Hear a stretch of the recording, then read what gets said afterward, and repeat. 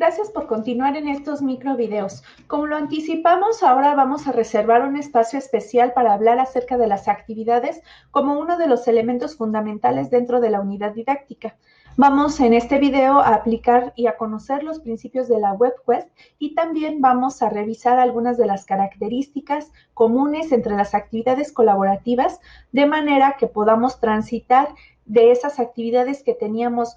preplaneadas para la presencialidad y ahora aplicadas a un entorno virtual. Primero vamos a identificar los elementos que la plataforma Microsoft Teams nos solicita para poder crear una tarea o una actividad. Y estos son el título de la tarea, las instrucciones, los recursos de la tarea, los criterios de evaluación o la rúbrica, el canal al que se asigna la tarea, las fechas de inicio y término, también si se asigna a equipos o si es una tarea individual, el horario de inicio y de cierre de esta tarea. De manera semejante, en Seduca podemos encontrar también el título de la tarea, la descripción, en las instrucciones, los recursos, los criterios de evaluación, el tema asociado y lo relativo a la publicación, como los equipos o individuales y la fecha de inicio y término. Como nosotros podemos observar, hay elementos comunes y estos se conforman como en una estructura holística que nos va a permitir identificar que nuestra actividad está bien diseñada. Si nos faltara alguno de estos elementos, es muy probable que haya menos probabilidades de que la tarea se desarrolle con eficiencia o también que constantemente estemos recibiendo información o solicitudes de los alumnos para poder aclarar alguno de los puntos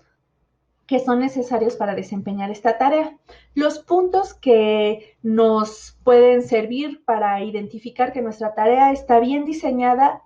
pueden ser estos 6, que es la introducción, la tarea, el proceso, los recursos, la evaluación y la retroalimentación, y a las cuales podemos acceder a través de la fuente, que serían los principios de la WebQuest o el aprendizaje basado en Internet.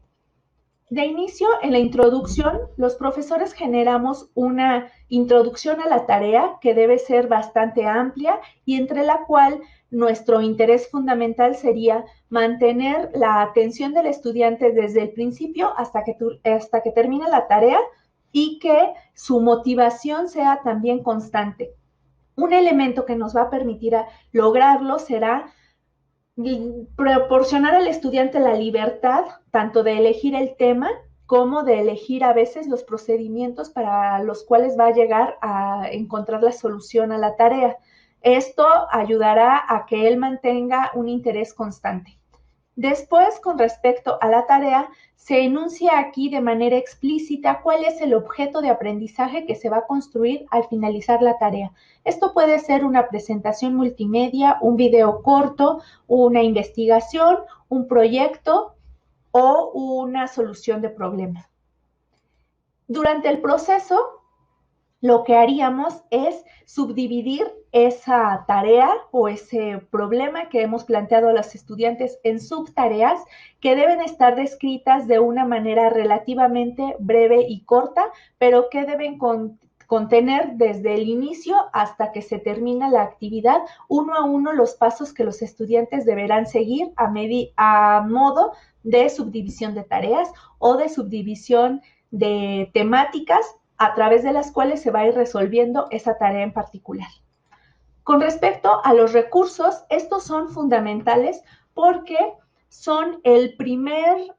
insumo de respuesta a la solución de la tarea y esta es casi siempre proporcionada por el profesor. Es decir, que el profesor va a facilitar algunos de los recursos a partir de los cuales este estudiante va a comenzar a solucionar su propia tarea.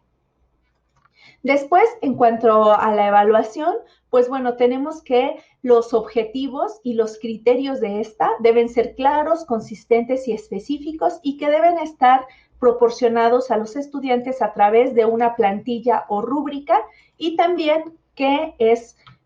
viable siempre que involucremos a los estudiantes en los diferentes niveles de evaluación para que también se siga manteniendo hasta este punto la motivación por participar en la actividad. Finalmente, la retroalimentación, que significa estimular una reflexión entre alumnos, entre docente y alumnos o entre alumnos hacia el docente, para que a partir de ello podamos reflexionar acerca de los resultados obtenidos al final de la tarea o también podamos reflexionar acerca del logro final del aprendizaje con miras a que este producto que se ha realizado pueda ser empleado para trabajos posteriores. Como ustedes se habrán dado cuenta, la división de tareas resulta fundamental en un ambiente virtual de aprendizaje. Los invitamos a darle clic en esta zona donde dice actividades colaborativas para que puedan tener acceso a la lectura recomendada. Cuando se hace alusión a la división de tareas, vamos transitando de las actividades individuales, las actividades en pequeño grupo, hasta las actividades grupales. Esto es porque a partir del diseño de las mismas, se pretende que los estudiantes generen autoaprendizaje, pero que a la vez este autoaprendizaje o aquellas habilidades que se han desarrollado en lo individual nos sirvan para generar trabajo y aprendizaje colectivo. Ese es el gran reto del diseño de las actividades colaborativas, transitar del aprendizaje individual al aprendizaje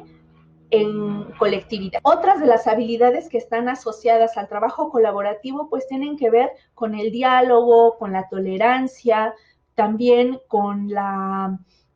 distribución equitativa de las tareas y de manera general, bueno, pues podemos encontrar 3 ámbitos de aplicación de estas actividades colaborativas que serían el aprendizaje basado en problemas, el aprendizaje basado en investigación y el aprendizaje basado en proyectos. Dando clic en cada una de las esferas, también vas a tener acceso a la breve lectura que recomendamos que revises. Bueno, estas actividades colaborativas tienen como característica común determinar el objeto de estudio al inicio de su planteamiento, es decir, determinar qué es lo que se espera que los estudiantes logren hasta que se haya finalizado esa investigación, ese proyecto o esa solución de problema. Durante el desarrollo vamos a analizar, estudiar, investigar y poner todo nuestro empeño para que los estudiantes puedan resolver de manera satisfactoria ese problema. Y finalmente, en el punto del cierre, vamos a construir propuestas viables para solucionar algún problema o para para darle seguimiento a algún tema de investigación que se ha planteado previamente y sobre todo dar una constancia de logro significativo que los estudiantes han alcanzado hasta este punto. También es importante que nosotros consideremos en esta división de tareas que el profesor no va a poner atención en el objeto final del logro del aprendizaje, más bien va a transitar acerca del proceso en el que se va formando el aprendizaje. Eso es muy importante porque el profesor va a valorar aquello que el estudiante conocía previamente y las habilidades que poco a poco ha ido integrando en su bagaje